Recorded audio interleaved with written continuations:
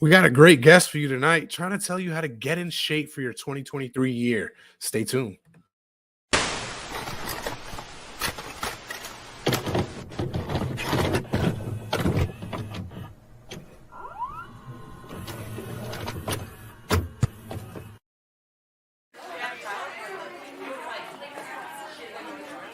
Talking Junk Network, where entertainment lives.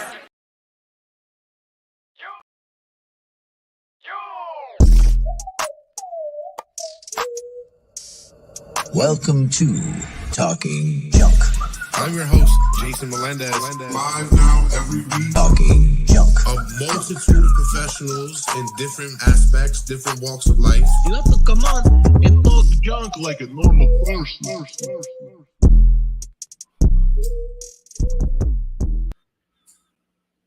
Welcome to Talking Junk, the podcast that comes to you live now every Tuesday. This episode is brought to you by Dizzle, the premium luxury liqueur that comes to you straight out of California. This thing is 80 proof. It is a liqueur only because it is a mixture of cognac and tequila, hints of citrus, and a splash of mango in there. You cannot go wrong with a bottle of Dizzle. Go to dizzlebrand.com right now and pick you up a case. A bottle is never enough. If you're not Dizzling, what exactly are you doing? And we're also brought to you by Heaven's Pantry's Excalibur, which fits the theme of our show tonight. So be sure to go to YouTube right after you listen to this. Go to Amazon because you can't buy it on YouTube. You're on YouTube watching us now. Heaven's Pantry's Excalibur is the 100% vegan chocolate energy bar that tastes like a brownie. They do not skimp on the ingredients: dates, cashews, almonds, cocoa powder, and a little bit of coconut oil. Sprinkle it with some sea salt, and you got yourself the best chocolate energy bar on the market. Like I said, go to Amazon.com, use the promo code HP Street to get 20% off your first order, and then 10% off every order after that with the promo code TalkJunk69. First episode of the year, and I already cannot speak. This is going to set the tone for the year, so stay tuned for that. But like I said, we have a wonderful guest for you tonight on our new night of Tuesday nights, 9 o'clock. As you can see, we're trying to come to you a little earlier with the information, earlier in the week and earlier on time, so you guys aren't a little groggy in your work week and you don't want to have anything to do with me or any of my guest's information, but you're going to want to listen to this guy here. He's going to tell you exactly how to get in shape and look your best for the 2023 year. So without further ado, Mr. Philip Pape. How you doing tonight, Philip? Jason, man, thanks for having me on. Appreciate being here. The pleasure is all mine. And thank you for being my first guest of the new year on the new time. Absolutely. And I think you got tequila and cognac on my mind now. If my brother's watching, he's going to be adding that Dizzle to his liquor cabinet. I think I would have a little good. Right we now, hope so. Some of that water. Oh, man, this thing is really good. I've seen somebody actually mix it with water. Yeah, I could see doing that. Yeah. I just wonder how many calories in it. It's all good. As long as you track it, you're good. I'm not sure. I don't think they keep that on the liquor bottle. They don't. So how you doing tonight, man? How's everything? I'm doing great, man. 9 o'clock, ready to go. The days, the kids are in bed. I know you have kids too, and we're just going to talk health, fitness, anything that comes to mind. All right. So were you always like a muscle fitness head, or did you just kind of gradually get into it? I was always not a muscle fitness head or into organized sports or fitness of any kind until my late 30s. Most of my life was, I'm an engineer by background, and I was very much into the books and studying, and I did like playing outside as a kid growing up in Florida. But then once I got to college, it was a lot of sitting around, playing video games, and, watching TV, that kind of thing. And as we get into the 20s, on the dating scene and all of that, I tried going to the gym here and there. I never got muscled up. I never knew what the heck I was doing. I tried getting into running in my 20s, thinking that, just eat less and run more, and that's going to do it for me. I blame my genetics all the time, like, well, most of my family's overweight and that's just my lot in life. And there's no way I can have that physique or be like that guy. So But I'm pretty yeah. sure the running kept you in shape, looking good. No. A lot of running is not going to do that for you. Just look at people running in the gym. Tell me how many fit runners you see. And we're not talking about sprinters, right? Compare a sprinter to like an endurance runner and you see the difference. No, I like to break the conventional wisdom and like smash some of the myths that are out there. One of those is that a lot of cardio is somehow good for you. And we can get into those details, at some point here. Yeah, that sounds good. Well, when did you realize? Because for me, I'm 35 now, and I've been hearing from my family for years that I'm off of the weights. I need to get back onto the working out. I'm getting a little tubby. You know what I mean? And it wasn't until maybe last year where I started actually feeling tubby and actually looking tubby. So, when did you notice it was time for you to get back in the gym? Yeah, I mean, so I'm 5'9", and I got up to like maybe 210 in my early 20s. Just overeating, not paying attention, whatever. And then I kind of fluctuated all through my 20s and 30s. I did get into CrossFit in my 30s. So that was. Did you throw up the first time? I almost, did I throw up? I almost did. I felt like I was going to pass out. And I remember coming home and just like having to lay in bed just for an hour and not even move. It was terrible, but I did it for 8 years. I actually remember hearing that. Yeah. Sorry, there's a little delay here, so I can ramble on. So yeah, feel free to cut in. Yeah, so I did CrossFit. So I always like to say, there's good things about CrossFit that I got introduced to, like barbells. A lot of people are intimidated by the gym, by gym culture, by barbells, by heavy things, and they don't know what to do. And a lot of it comes from that insecurity or lack of confidence, right? And because I had never been in the gym, I thought, what better way than to do it with a group, with some coaches who would teach me something that I didn't know. So I got into CrossFit and I did that for like 8 years.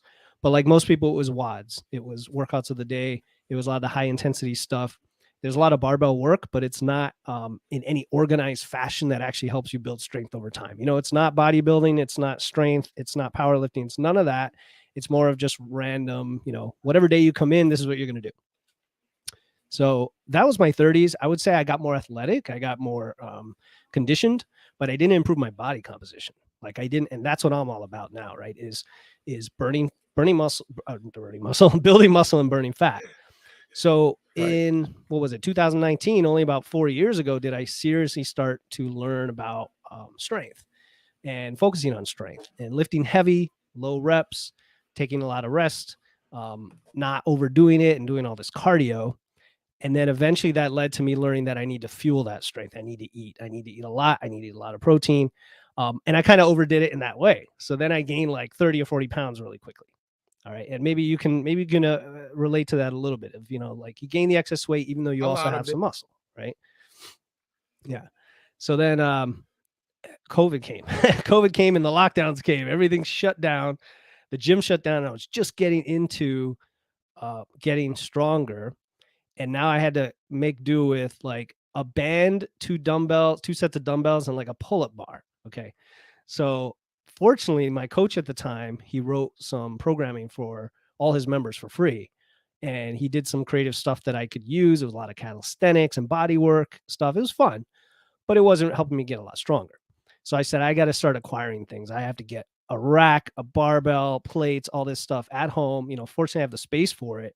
And so I went, Craigslist, Facebook, all this, and just hustled. And I found this stuff in the worst time to find this stuff. And I built my home gym.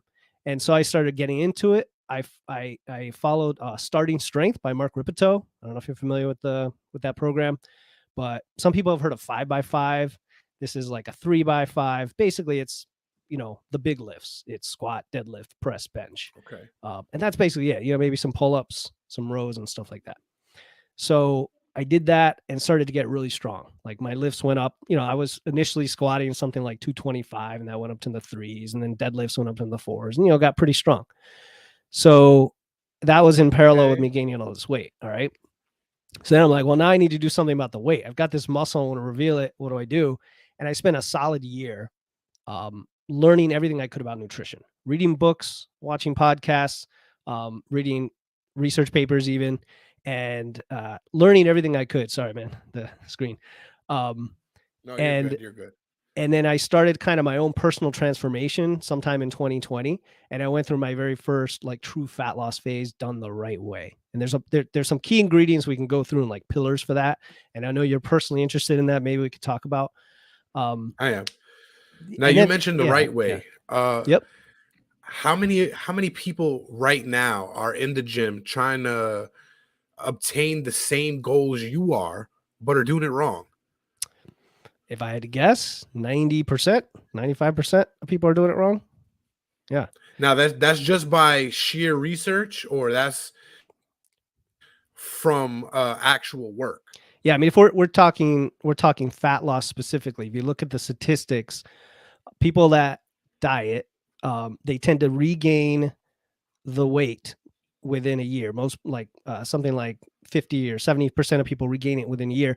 95% of people regain it within 5 years. So if you just go by that statistic, most people don't know how to sustain it, right? So they may know how to lose weight in the short term. They may go on a name diet like keto or carnivore or zone or Weight Watchers, whatever, but it's not sustainable, right? And that's one of the pillars of how do we make it, how do we do it the right way so we can live this way for the rest of our life.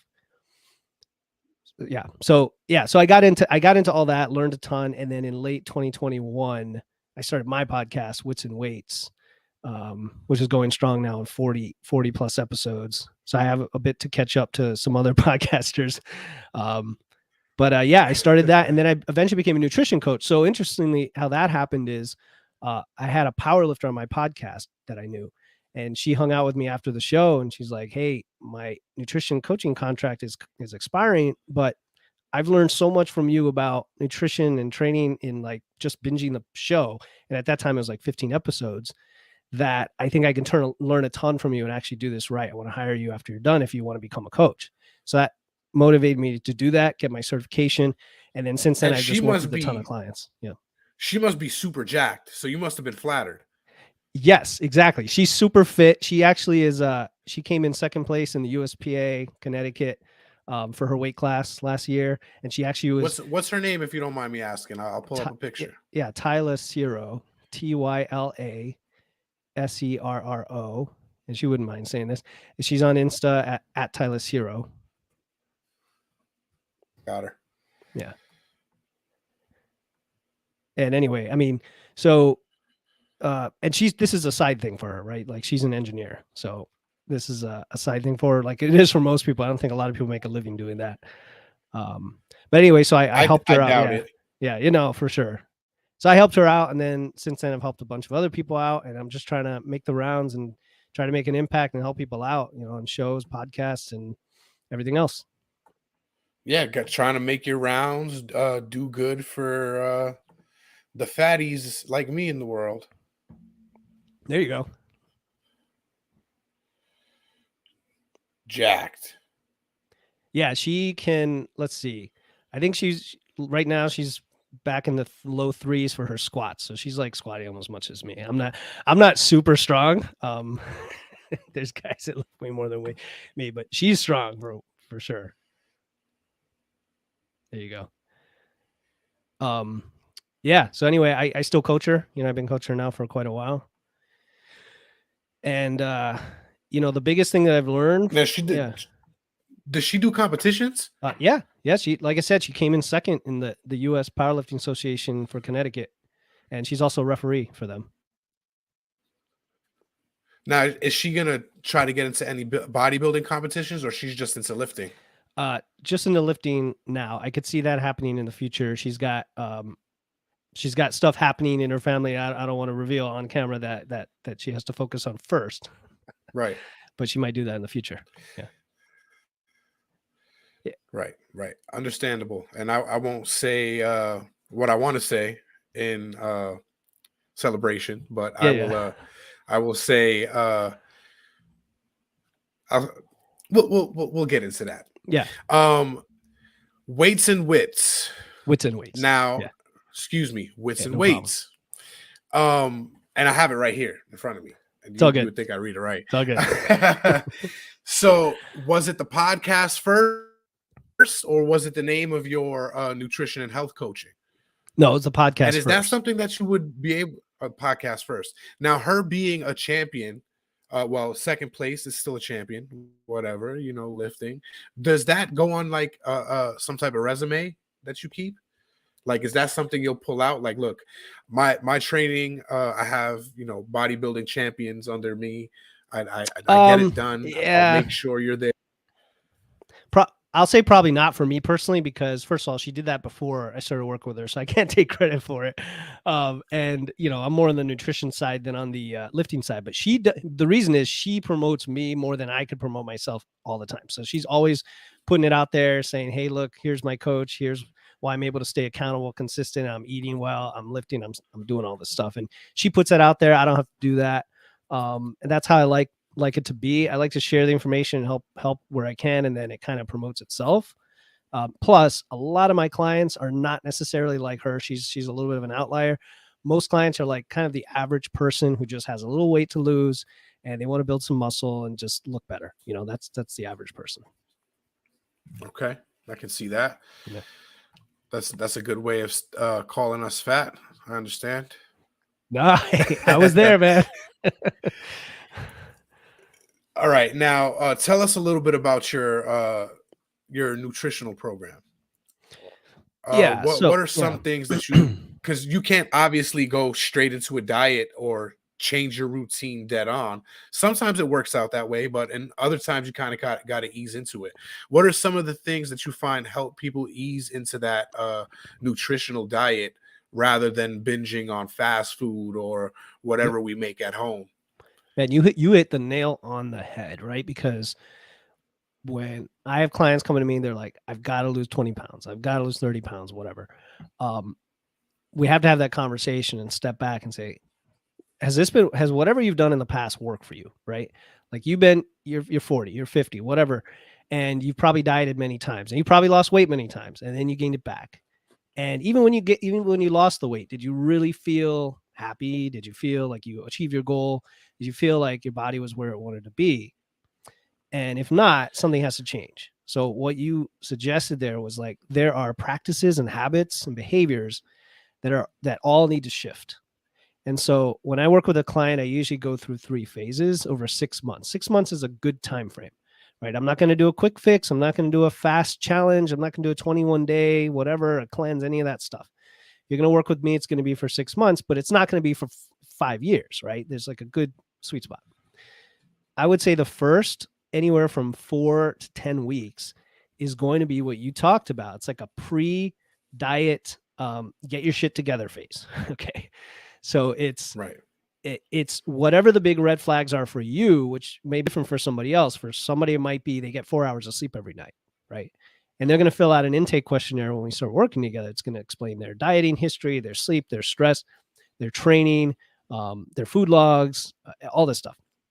And if you're getting 4 hours of sleep, that's going to go near the top of the list because the evidence shows us that sleep has such a tremendous impact on how much we eat, how much we lose weight, our metabolism, and so on, and muscle building. Right. So we got to recharge our vessels. Yeah, it's huge, right? So there's sleep and stress, but then there's also, of course, your eating habits. Like you said, it could be that you eat a bunch of junk, but for a lot of people, it's not always that. It's just a lack of awareness. They don't know how much they're eating. They think I get a lot of women, they think they're under eating. They're like, why am I not losing weight? I'm eating very little.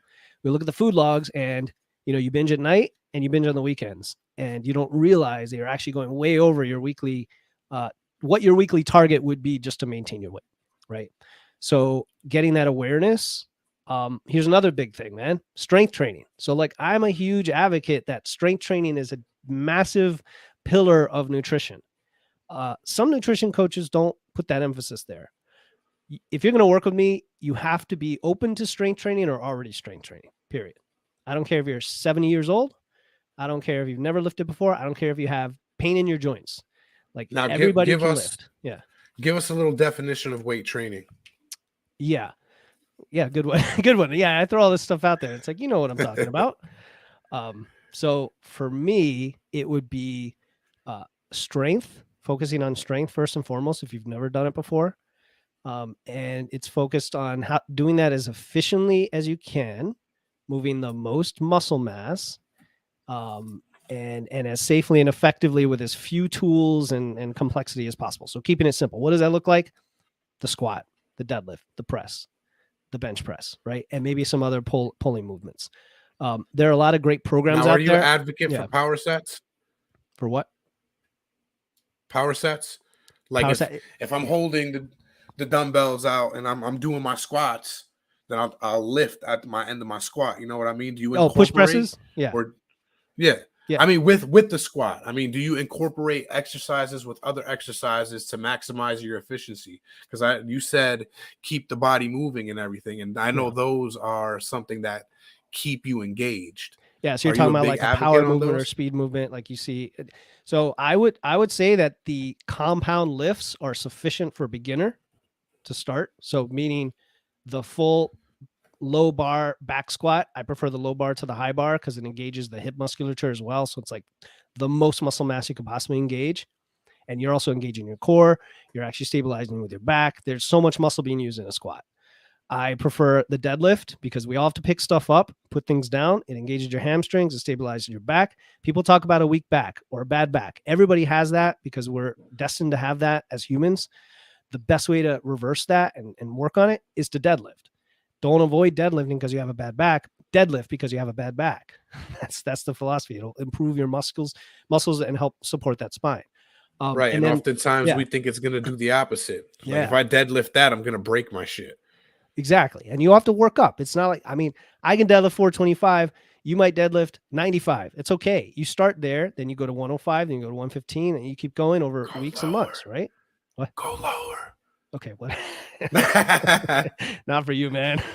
I know without even working out, you can easily pull in the 2s or 3s, right? Probably. Yeah. I work maintenance, so I got to lift heavy stuff every day. You probably have good grip strength too. Grip strength, I do. Yeah.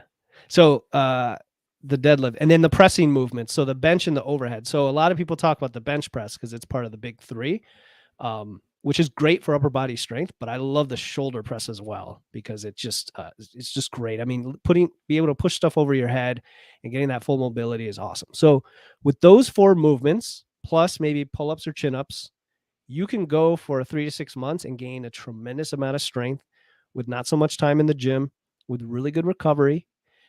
And that'll also build muscle mass as like your base. So that's what I would define as like a simple strength training program where you're squatting a lot, you're deadlifting, and you're pressing in the 5 rep range, not in the 8 to 10, 12 or 12 to 16 bodybuilding range, more in the 5 rep range. Okay. Now, excuse me, for people like me who are on the fluffier side, how do you lose the weight but keep the mass? Oh yeah. So I'm reminded of a client I have. He's one of my favorite clients because he's just like a robot. He's a machine in his commitment. Okay. And his name is Max. When we started, he weighed 245 and he hadn't trained in like 30 years. Like he showed me pictures of him being pretty ripped when he was in his 20s. And here he was, quite a bit overweight, hadn't trained in a long time, was hardly walking, desk job, and so on. All he had access to was tugging at my heartstrings right now. Yeah. So this 240, you're describing 245, and he's like 5'8", Yeah, actually, 5'8". So he's down in Puerto Rico now. Love the guy. So he's 245, and now he's just over 200. So and his goal was 195. And when we started, if you've already trained in your past and built some muscle like you have, it comes back. There's like a muscle memory built into how our brain is wired from the initial training that somehow tells our body, like, bring it back quickly. Well, when that happens, if you go into a slight diet, a slight calorie deficit, and train at the same time, you may see body recomp, which is like the holy grail of what people would love, which is you're losing fat and building muscle at the same time. Because you've got excess fat that feeds your muscles almost as if you're eating extra calories, right? Right. Also, you have the muscles coming back quickly from your history. And then you also have the fact that you're in a diet, so you're losing fat at the same time. He, for about 2 months of that process, his expenditure, his metabolism, how many calories he burned every day, actually climbed for 2 months, which you almost never see in a diet. Usually when you're in a diet, your expenditure, your metabolism declines as it adapts. And the lighter you weigh and the fewer calories you eat over time, you have to eat even fewer calories to keep losing at that same rate. And he did the opposite for like 2 months before it started to turn around and kind of do what I expect. Right. So that's like what you would do if you have if you've trained before. If you train before and now you're heavy and you have a lot of excess weight, it's kind of a good place to start, to be honest. Good. I Yeah. hoped so. I hoped so because Yeah. I want to be ever impressive. Yeah. But right No. now I'm a little flabby. So let me ask, what about steps, right? Like you move a lot? Not really. No, okay. Not So really. so if you go from like 2,000 to 4,000 or 6,000 steps a day, you could probably burn another, again, at your size, 1, 2, 3, 400 calories a day just from the steps. So you add that plus the training, plus being in a diet, you can get in a situation where you're eating a decent amount of food and losing weight. And that's like where we all want to be. See, that got to be some type of fat joke, and I'm gonna use that. Oh, yeah. But no. You think I'm You so fat, you could walk and lose weight. It's actually true, man. Now the website, what can we expect from putting our names and emails in here? How quick can we get a response, and what is usually the turnaround time to get going on your training process?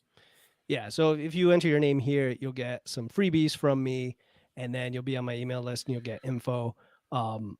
What I think is there's two different things. So there's the coaching, and then there's all my like free content and my podcasts and stuff like that.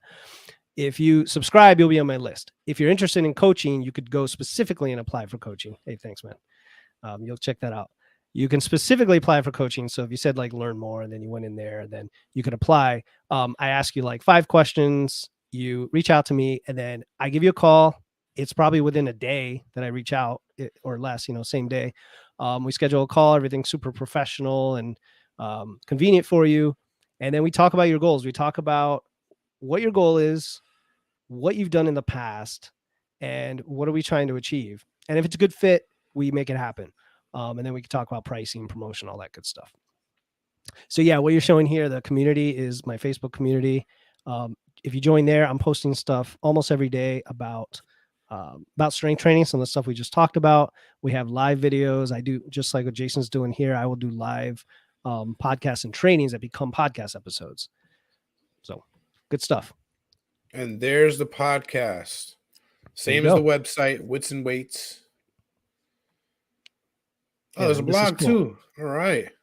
Yeah. There's a few articles in there. Oh yeah, this is a cool one. Actually, if you want to go through that first article, I just posted it 2 days ago. I just finished a 6-month muscle building phase. If you go in there, there's all the details about everything I did. All right. Yeah, we're definitely going to check that out. You couldn't see it on screen, but I subscribed to the Facebook page and all of that. Now we got a question from somebody in the audience. The Prophet on YouTube asked, how about muscle maturity? What are we talking about? Are we talking about muscle confusion, what are we talking about? That's not a term that we use. All right. So you got to be a little more specific. If any of you guys out there that are watching live have any questions, be sure to type it in right now in the comment box and we'll get to those questions. If there's anybody out there listening after this is live and it's in the archives on Spotify, Apple Pod, Google Pod, or wherever you listen to podcasts, then be sure to go to witsandweights.com and you can ask the man himself directly.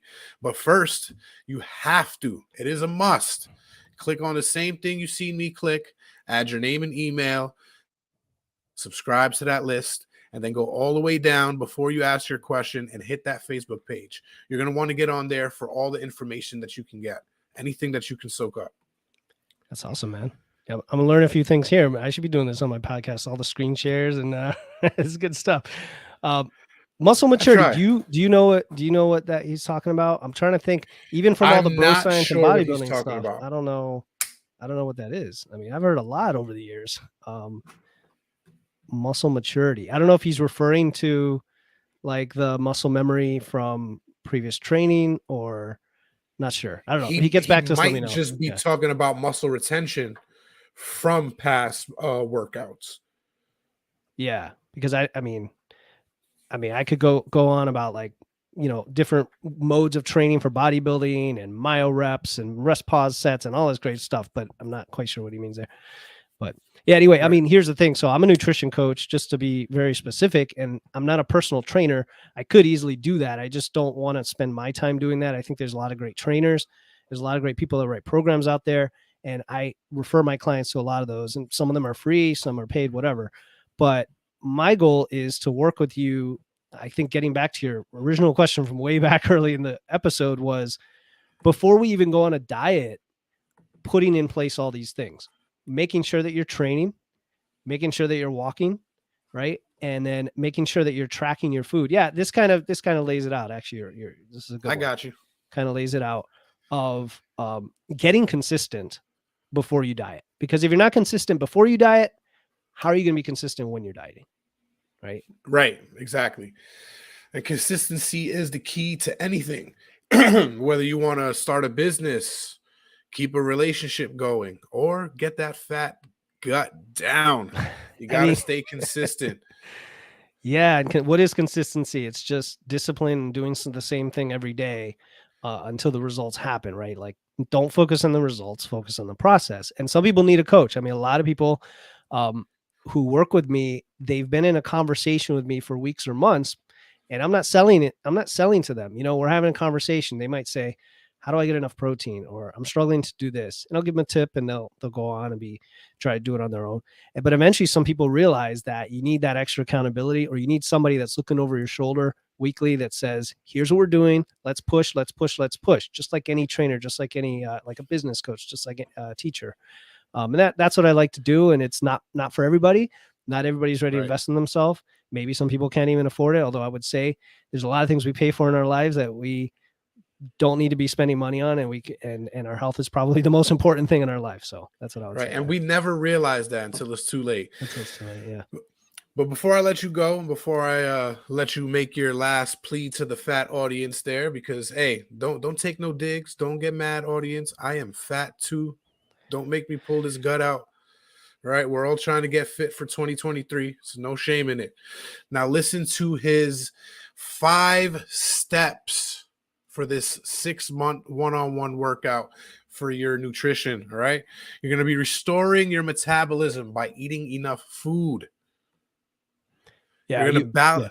Go ahead. No, you're doing this. I didn't know if you want me to. No, it's all right. Go ahead. No. Chime in. Go ahead. You know what's funny is the top of this screen. There's actually a video of me going through all this. It's kind of meta. You don't have to play here, but it's kind of meta because it's like when I built the page, I then recorded myself going over the page and put it on the page. You know what I'm saying? So you don't have to do it here. It's like 10 minutes long. So we'll let it play for the audience right after.